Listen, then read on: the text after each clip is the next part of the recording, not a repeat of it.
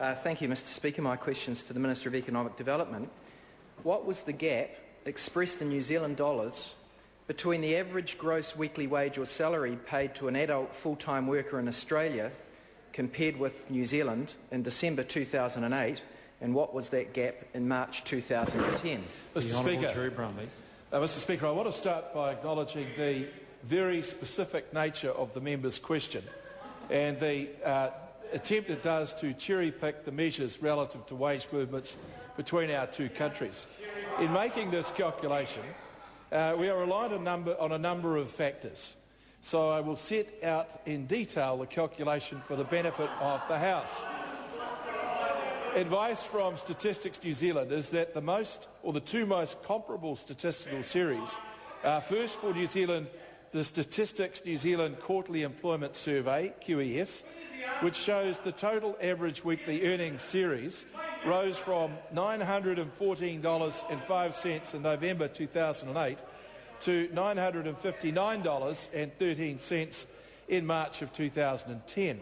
For Australia, the most appropriate measure is the Australian Bureau of Statistics Total Average Weekly Earnings for Full-Time Earners series.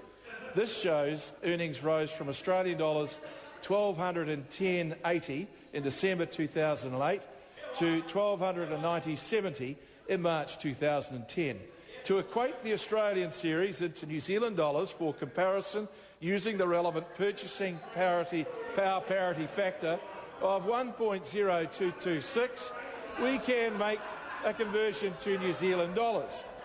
Mr Speaker, the purchasing power parity figure for March 2010 is not yet available. But to be fair to the member, we have decided to provide an approximate answer, and we've used the same purchasing power parity adjustment figure.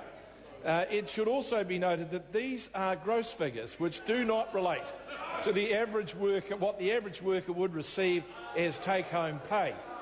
And so, Mr Speaker, I can inform the House that the Australian figure equates to New Zealand $1,228.16 in December 2008 and New Zealand dollars $1,319.86 in March 2010. This represents a fall in the relative position of the New Zealand worker of approximately 1.1% compared to Australians over the same period of time. This means that the gap measured by these particular series on this particular cherry-picked number has gone from New Zealand dollars to $314.11 to $360.73. The government, Mr Speaker, has a comprehensive economic program to address that gap. Supplementary.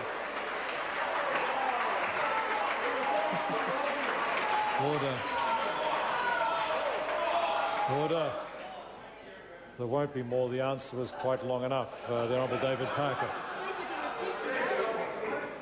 Is he confirming that the gap grew by more than $50 a week?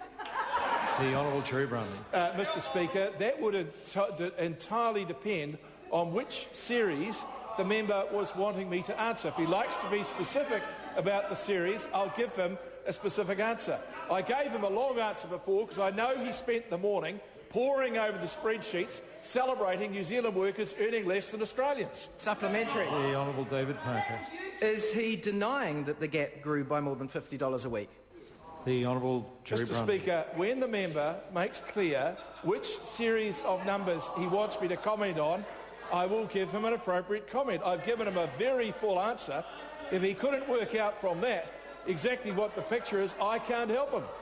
Supplementary. The Honourable David Parker. Does the Minister agree with the Prime Minister that the document the Prime Minister tabled today showed that the wage gap adjusted for purchase price parity has narrowed since the election, or has the Minister read that document properly and seen that even on those numbers the gap has grown wider? The Honourable Cherry-Brumley. Well, Mr Speaker, I find it difficult for the member to make that claim when in fact the gap was $117.07 in 1999, had risen to $187.60 in 2005, and now is sitting in 2010 at 160.25. The difference between 187.60 and 160.25 is a narrowing of the gap. The Honourable Leader of the Opposition.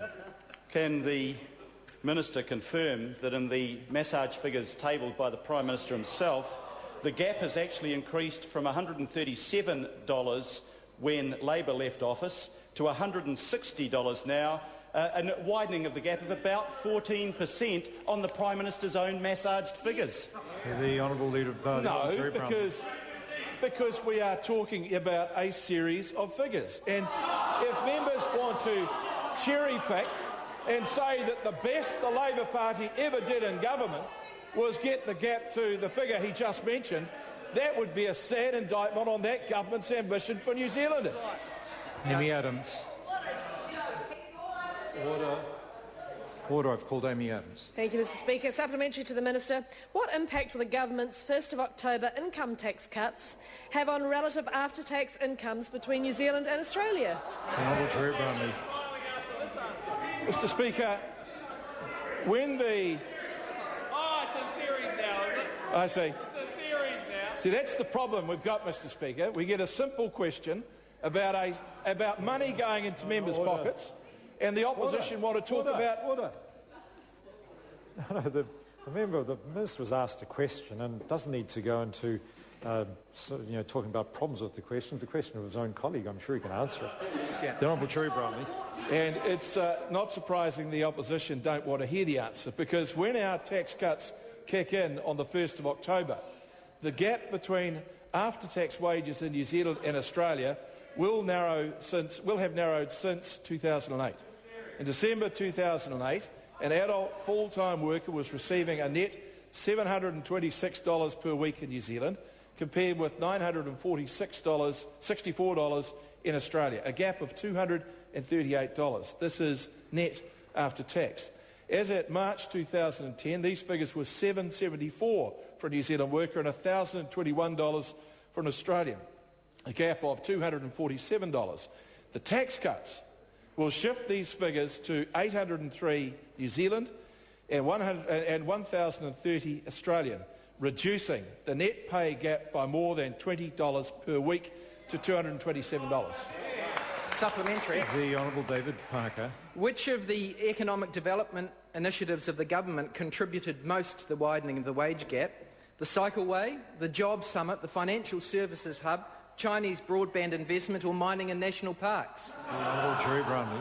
Well, Mr Speaker, if the member had listened, he would know that his question was ridiculous. But what I can tell him is that the wage gap will narrow because the government has a comprehensive program that includes RMA reform, tax cuts, massive investment in infrastructure, considerable investment in skills and education, science and innovation investment not seen in this country before, trade agreements by the score, trade focus from our agencies such as it's never been before, a focus on frontline services, labour market reform and reducing the size of government. Mr Speaker, the list could go on and on and on. They are all positive initiatives and they are reasons why the wage gap between Australia and New Zealand will continue to narrow. Supplementary. David Parker. How much more will the wage gap grow before his government admits it's failing to meet its election promise? The Honourable Terry Bromley. Mr Speaker, all the information is all there for members to see. It's now in Hansard's. There's been information tabled. The proposition being put by Mr Parker is completely wrong. He's starting to look like Don Quixote running outside looking for a windmill. No order. That was unnecessary, that last bit. Supplementary. The Honourable David Parker. Which is widening faster, the ever-widening wage gap with Australia or his government's credibility? The Honourable Terry Bromley. Mr Speaker, I seek leave of the House to table poll results later today to show also how preposterous that question is. By question. Point of order. The Honourable David. I would be most interested to see the National Party internal polling. Point of order. I'm trying to clarify what it is that he's seeking to leave to table, sir. We'll just pick one. Now, order. The member Roy Morgan. The member was in his seat. We'll deal with this with the Honourable David Parker first. Now, the member was under no doubt the Speaker was on his feet and just continued regardless.